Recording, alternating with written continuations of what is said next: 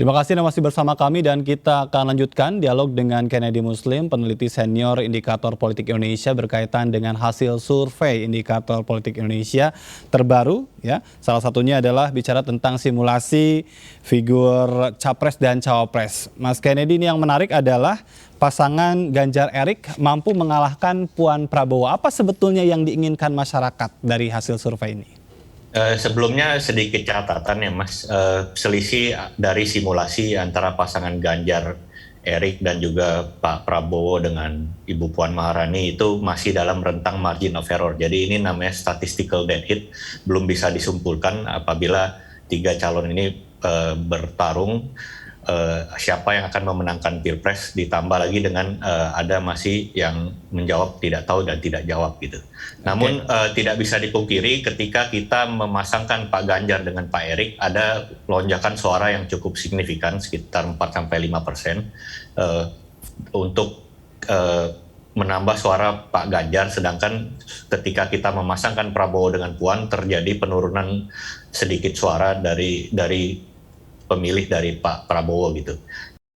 Apa yang bisa kita simpulkan, memang posisi Pak Erik ini saat ini sebagai Menteri BUMN memang sangat strategis karena kebijakan-kebijakan yang terkait dengan perusahaan BUMN itu selalu bersentuhan dengan rakyat secara langsung gitu. Jadi memang ini merupakan posisi strategis bagi Pak Erik, baik itu dalam memperkenalkan diri maupun juga mendekatkan diri ke masyarakat, punya banyak platform untuk turun ke masyarakat melalui BUMN ini. Dan ini tentu saja tidak bisa dipungkiri menjadi daya tawar tersendiri bagi capres maupun bagi partai-partai yang ingin menatap ke 2024 gitu. Baik, jadi sore hari ini bisa kita sebutkan Erick Thohir ini kuda hitamnya ya? Ya, nah. Baik, berkaitan dengan para figur yang tadi mungkin bisa sangat berubah ya ke depannya, apa yang harus dilakukan untuk bisa mendongkrak suara dari masyarakat sebetulnya Mas Kennedy? Tentu dari dulu tidak berubah. Masyarakat ketika kita tanyakan apa kualitas terpenting yang perlu dimiliki oleh seorang capres, itu selalu perhatian pada rakyat itu menempati posisi pertama dari kualitas capres yang diinginkan publik itu. Jadi mungkin pendekatan yang turun langsung ke masyarakat itu tentu saja masih laku sebagai strategi kampanye politik ke depan bagi para kandidat capres maupun cawapres yang ingin bertarung ke depannya gitu. Iya, ini kan masih 2 tahun lagi, tapi apakah waktu sekarang ini waktu yang tepat bagi para figur yang memang selalu disurvei itu untuk bergerilya begitu?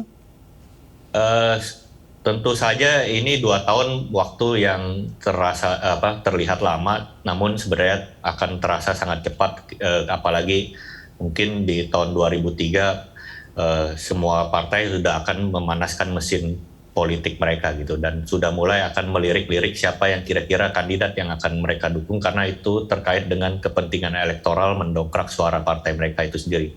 Oleh karena itu kandidat juga punya time frame dalam 1 tahun ke depan untuk meningkatkan elektabilitas masing-masing dari kandidat itu sendiri untuk sebagai posisi meningkatkan bargaining power atau posisi tawar kepada partai-partai tersebut gitu.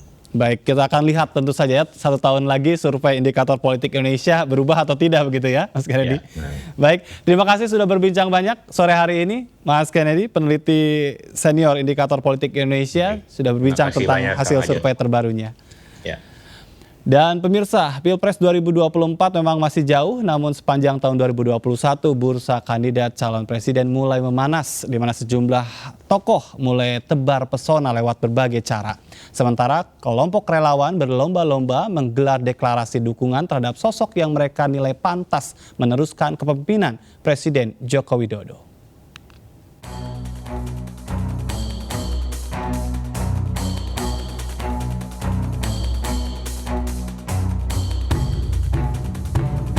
Genderang perang Pilpres 2024 mulai ditabuh. Sejumlah nama mulai digadang-gadang menuju gelanggang. Salah satu upaya sosialisasi para tokoh ini adalah lewat baliho. Akhir September lalu, baliho dan spanduk Puan Maharani marak terlihat di sudut-sudut kota. Tak hanya Puan, Ketua Umum Partai Golkar Airlangga Hartarto juga rajin tebar pesona lewat baliho. Kemunculan nama ketum partai sebagai calon presiden bukan hal baru. Partai Gerindra misalnya menyatakan akan mengusung kembali ketua umumnya Prabowo Subianto sebagai calon presiden. Sekjen Partai Gerindra Ahmad Muzani mengatakan permintaan agar Prabowo maju lagi sebagai capres 2024 sangat masif.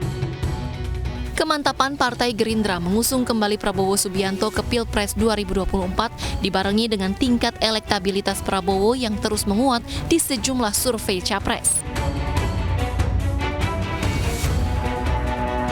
Dalam survei SMRC, Prabowo memimpin dengan 18,1%, mengungguli Anies dan Ganjar. Sementara dalam survei Poltreking, Ganjar unggul tipis atas Prabowo, baru kemudian disusul Anies Baswedan.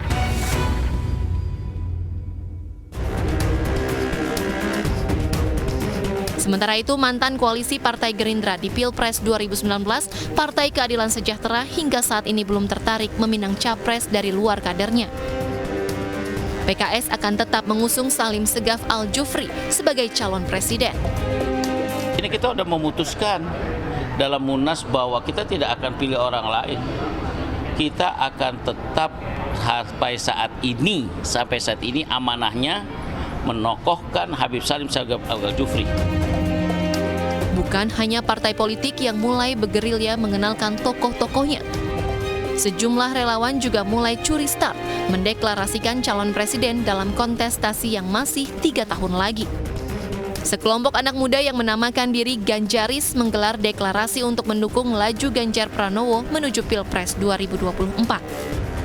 Ganjar dinilai sebagai sosok yang tepat untuk melanjutkan kepemimpinan Presiden Joko Widodo. Lain halnya dengan Gerakan Persaudaraan Muslim Indonesia yang mendeklarasikan dukungannya kepada Gubernur DKI Jakarta Anies Baswedan. Deklarasi dukungan juga diterima oleh Menteri Pariwisata dan Ekonomi Kreatif Sandiaga Salahuddin Uno. Di Sleman, Yogyakarta, relawan milenial DIY Jateng memilih Sandiaga sebagai calon presiden karena dianggap sebagai pemimpin yang merepresentasikan kalangan milenial.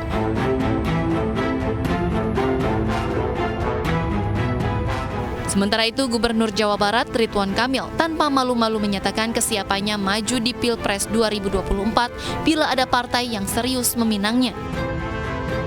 Jalan terjal membentang menuju bursa Capres 2024. Meski demikian, segala hal masih bisa terjadi dalam 3 tahun menuju pemilihan Presiden 2024. Tim Liputan iNews melaporkan.